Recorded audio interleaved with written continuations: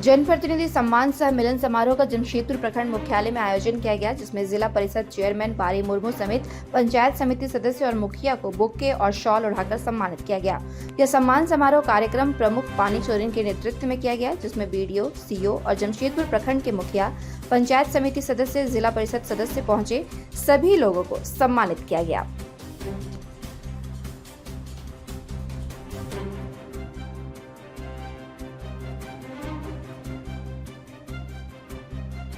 क्या कार्यक्रम है मैडम?